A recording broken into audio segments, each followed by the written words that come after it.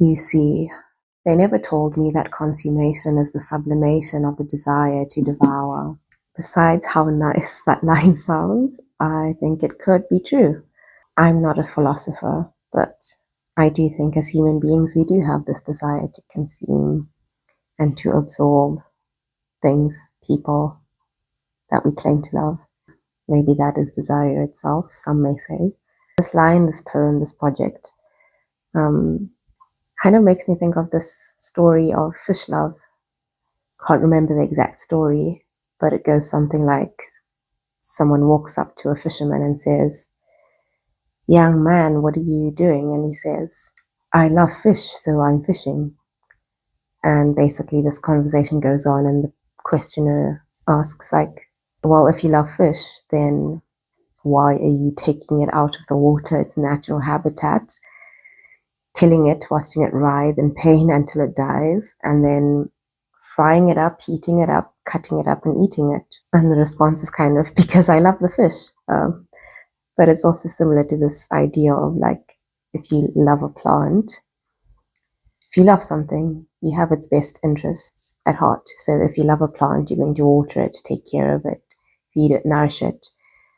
But usually, like for example, on Valentine's Day, to symbolize love, people who say they love roses will go and pluck them, take them, give them to their beloved until they eventually wilt and die. Taking something out of its natural place where it's nurtured and it grows and it thrives and needs to be in order to survive, and bringing it into your world and making it a part of you and your life, whether or not this fits the needs of this particular thing. Yeah, how we like consume and pick things apart that we claim to love, be it food, art, people.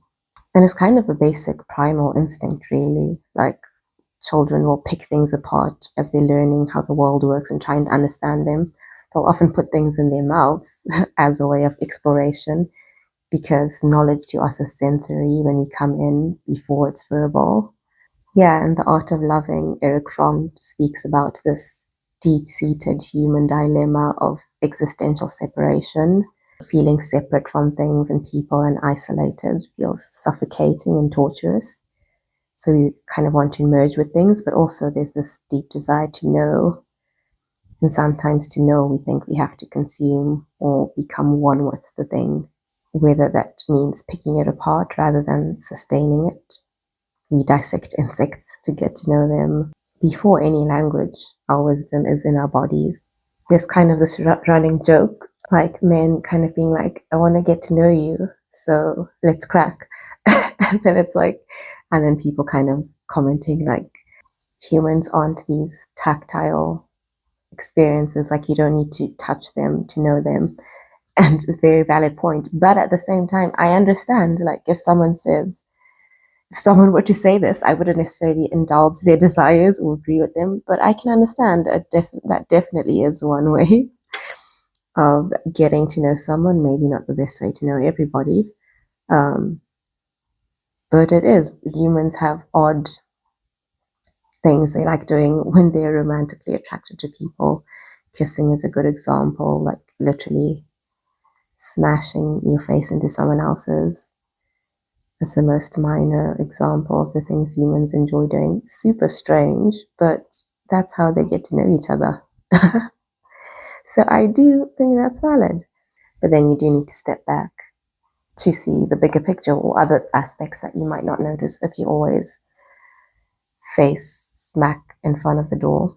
And I think desire, particularly in the form of union, is beautiful, but then not at the cost of inhibiting the object of your love or desire from evolving as they need to, being the person they are and they are going to become. Yeah, so that escape of isolation from being trapped within yourself and getting lost in this idea of someone else.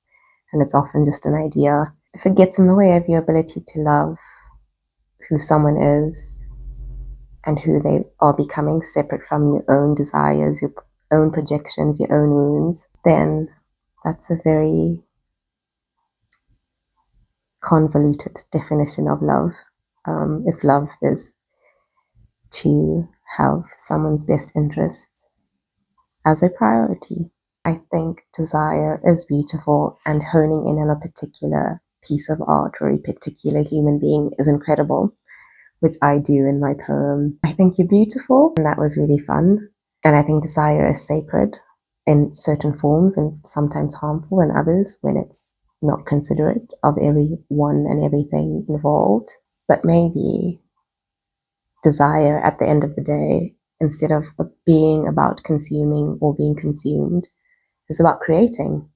So maybe it's not about the particular person, yourself or the other, but that third creation in between that is your relationship or a cause or goal or passion you are both dedicated to that becomes beyond you. And sometimes this can be physical results, the creation of a child, which becomes the center of that union, but whatever it could be.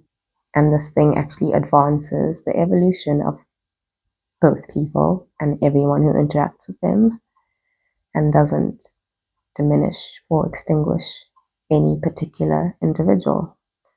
It kind of expands rather than collapsing back into the self that we were trying to avoid in the same place, like the whole two become one. Well, who is the one? So I do like that idea of cultivating each other in order to cultivate the space in between. And there is a union and a knowledge that is not entirely enmeshed, but certainly not detached. As I said, I'm all for desire in our human experiences, in our visceral lived realities. But maybe beauty and desire and love, whether they're inspired by a particular person or thing, but the experience or state of love is a process that a relationship ignites. So it's not the relationship itself or the object of our love, though they are a core facet of it. And we each have our preferred objects or subjects. As Eric Fromm says in The Art of Loving, if I truly love one person, I love all persons. I love the world. I love life. I think love and the erotic and creativity is this energy and this way of being, and it's not confined to one thing, though it has different expressions. And he goes on to say, I can say to someone else, I love you. I must be able to also say, I love you and everybody. I love through you the world. I love in you also myself. Saying that love is an orientation which refers to all and not to one does not imply, however, the idea that there are no differences between various types of love, which depend on the kind of object which is loved. So I'm not no philosopher, but I think he was a great psychoanalyst and philosopher. Those are my thoughts line by line. Forgive me, Confessions of an Attempted Lover. You see, they never told me that consummation is the sublimation of the desire to devour. Let me know, is it?